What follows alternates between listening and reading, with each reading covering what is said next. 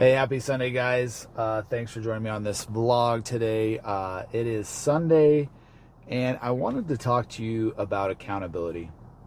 I am actually sitting outside in the parking lot of our business, and I'm here working on a Sunday. And, as I drove in, I was thinking about accountability and why I'm doing this, because here's the truth. I don't want to be here. I don't want to go into the office building. I don't want to go work for a few hours, but I have to do it because I pride myself as a man by holding myself to the words that I speak. And what happened this week was my son, he, got sick on Friday. I was supposed to be in the office Friday, so I did not come in. We had to juggle, move some things around as a family. And my point to that is I'm here today on Sunday to help my team succeed. Like, I am being accountable to the words that I let my team know before they left for the weekend. And as a business owner, this is pretty common, right? Like, as a business owner, some of you might think, oh, I want to make my own schedule. I never want to work the weekends. I don't want to work Friday. I want to come in at 11, leave at 2, that whole thing. That's not how it is. This is how it is. But when we talk about accountability, there was a post done by Elon Musk recently, or Doge, about how they recently emailed all the federal employees. So just disclaimer, if you get offended by this, just leave my channel. Don't subscribe, because if you can't handle this, you're not going to be able to handle anything else that I put out there. So, Doge is the Department of Government Efficiency, and they're looking at tackling, and have tackled thus far as we roll into the last week of February, of looking at areas that we can cut as a nation and wasteful spending and things like that. Well, yesterday they came out and they said, hey, all federal employees, please respond to this email with the top 5 tasks that you accomplished this week, and CC your manager. And I thought it was freaking hilarious, because so many people, so many weak mindset type people are going to look at that and they're going to say, hey, that's micromanaging. And they're completely wrong. Like, that's not micromanaging. Micromanaging is telling you exactly what you have to do step by step, and not trusting you can get the job done. What they are doing, from my perspective, my opinion, from the Doge standpoint, is they are holding federal employees that are paid by the taxpayers of this country accountable. And so I was thinking about this as I drove in, because specifically for me and my business, we recently implemented something like this, and it did not go over well with employees. And the reason we did is because things were happening that we're not happy with, or we didn't understand that, hey, why is X not getting done? And so it's like, hey, we're going to look at this. We're going to track your time. What are you spending your time on? How are you deciding to spend your time? And what are you getting, or what are the results that you're getting as a result of where you're spending your time? And, that multiple times throughout business, we've been told that's micromanaging. And I just laugh, because that's essentially what the Doge people, Elon Musk, sent out to federal employees. They said, hey, what are the 5 major things you accomplished this week? What are the 5 major things? And what happens is this, guys. When you are living to the word that you spoke, when you are accountable to the things that you said you're going to do, and that's what an employee agreement is, right? When you become an employee with a business, you guys shake hands and you say, I'm going to do this job, these duties, to the best of my ability. And the business owner says, okay, we are going to pay you for that. But when you are doing the things that you say you're going to do with that handshake, with that contract, putting out 5 major tasks of what you accomplished should be easy if you are accountable. Now, if you are not accountable, then it's going to be difficult. And that's when people are starting to kick and scream and say, oh, this is micromanaging, whatever. And the reason that is because as a business owner, as a man, not only do I hold the mirror to myself, but I hold the mirror to the people that I work with. And when you hold the mirror to the people that you work with, they look back at themselves. And so in yesterday's vlog, we talked about, you're the problem, but you're also the solution. And so, but people don't like that. And as I wrap up the last quarter of my life in my late 30s, as I go into my 40s, I see this more and more, and especially in business, I see this. I see people just aren't accountable to themselves.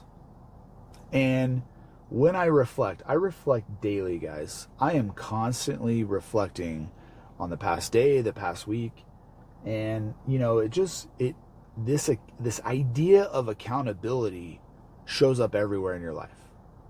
And if you can't be accountable to yourself, then you have work to do. And that goes for me too. That goes for me as a man, as a coach, as a business employer, as a husband, as a father. Like, I am holding myself accountable as best as I can. And there are times that I don't do that, and it bothers the shit out of me. So that's why I'm here at my office building on Sunday. But when we look at accountability, accountability breeds consistency. Like, if you are constantly holding yourself to the words that you speak, if you say, hey, I'm going to get up at 5 a.m., hey, I'm going to get up and work out at 5:15, or whatever it is, it's different for everybody. But the sooner you realize that you're going to hold yourself accountable to your word, the more consistent you get.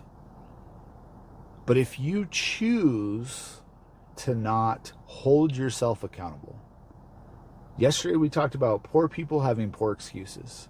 So if you choose in your life not to hold yourself accountable, and then you start doing this, you start blaming everybody. Oh, nope, it's not me. It's not me, it's you. It's you. You're micromanaging. You're holding me accountable, but you're really, no, you're micromanaging me. It's not that I'm not accountable. You are significantly lost. And that's where I would guide you. This is the first step of any personal development that you do, is holding yourself accountable. Holding yourself accountable as a man. Holding yourself accountable as a husband. Holding yourself accountable as a parent. Holding yourself accountable as a person of faith. Like, hold yourself accountable. Because when I go back and I reflect, it's all of the things that I am not living up to and holding myself accountable to, the things that I want, to the things that I desire, to the things that I said I'm going to do. And if you really want that impact and that change in your life, you must be willing to continue to go back to those areas and say, hey, this is where I was not showing up. This is where I need to show up better. These are the things that I said I was going to do, and I need to do it. And you're constantly refining that process. It's never ending. There is no finish line. And so in all of this, as I was driving, it reminded me of a former employee where, things just weren't working out. We were providing hours of coaching every week and giving very clear expectations, and this employee just wasn't meeting them. And we were in a meeting one time, and what kept happening was this employee just kept saying, well, you guys and you and you are this and this. And I finally just stopped the meeting and I said, what are you accountable for in your position?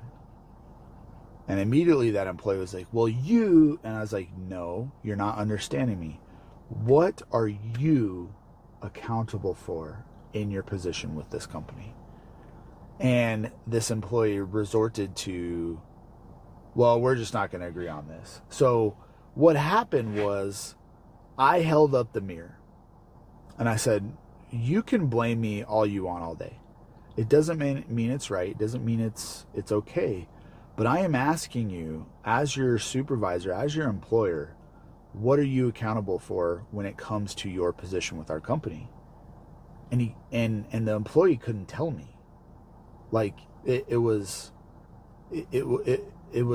no, I can't tell. So I'm just going to retreat and cross my arms and say, well, we're just never going to agree on this.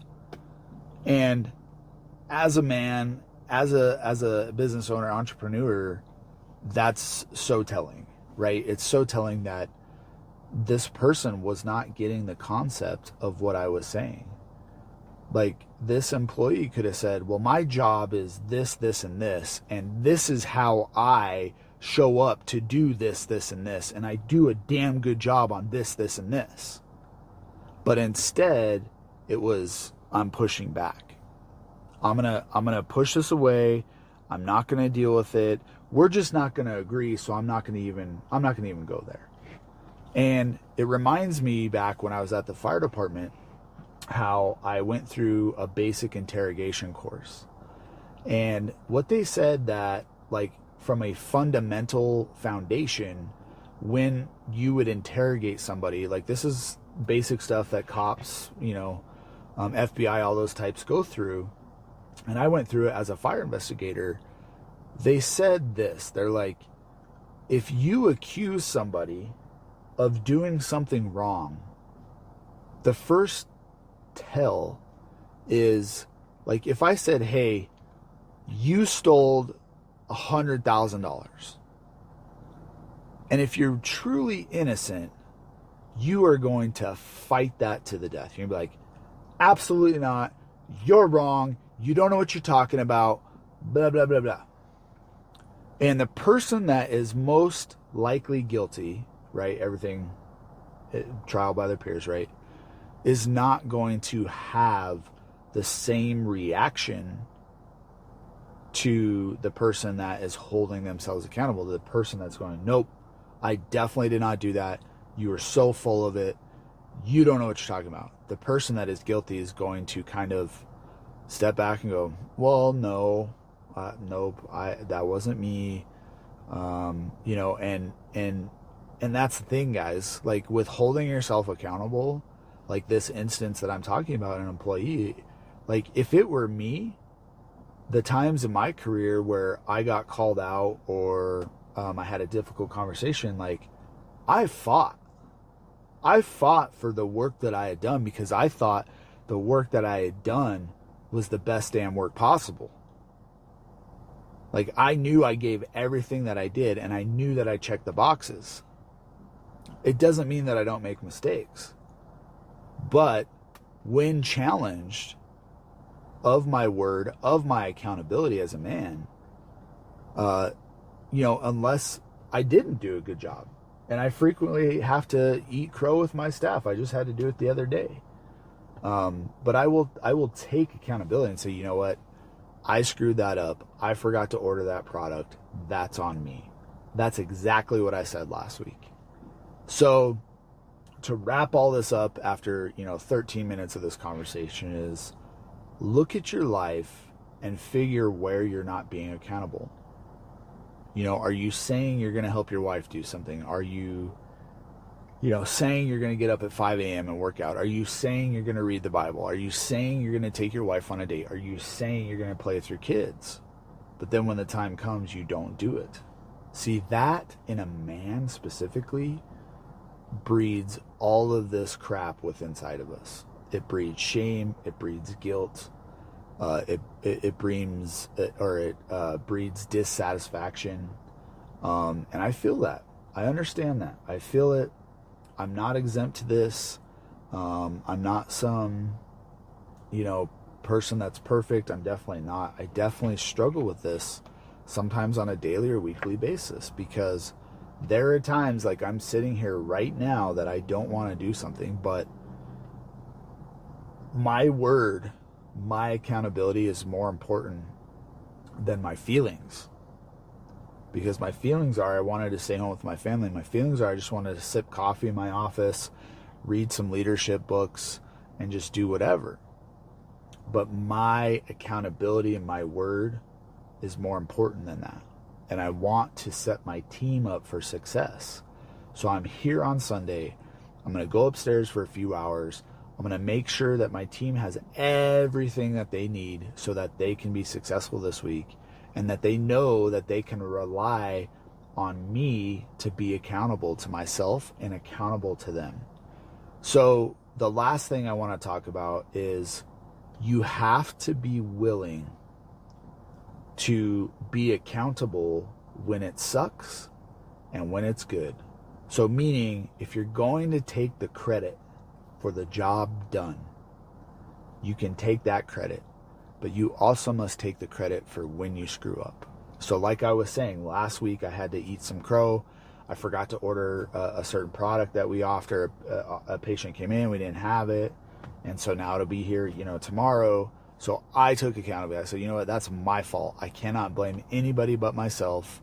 That piece of ordering that product is specifically on me. I accept that. So you have to be willing to have the balance of accepting credit when credit is due and accepting credit when you don't want to accept it. You have to focus on that. You can't have one without the other. And if you're living a point where it's like, yep, I want all the credit. I want all the credit for this. Look at me. I did this. Hell yeah. But when times get tough, you're not willing to go, yeah, that was my fault. Then you need to focus on accountability. Remember, guys, accountability breeds consistency. So if you're struggling to be consistent, go back and check if you're holding yourself accountable. And here's the thing. It starts with you. The words that you say inside your head, nobody else hears. It starts with you. And then you may have a spouse, you may have kids, you may have employees, you may have coworkers, you may have a pastor or whatever that are then going to help hold you accountable. But it begins with you. So if you want to change this, if you want to elevate your life, you got to start there. Have a good Sunday, guys.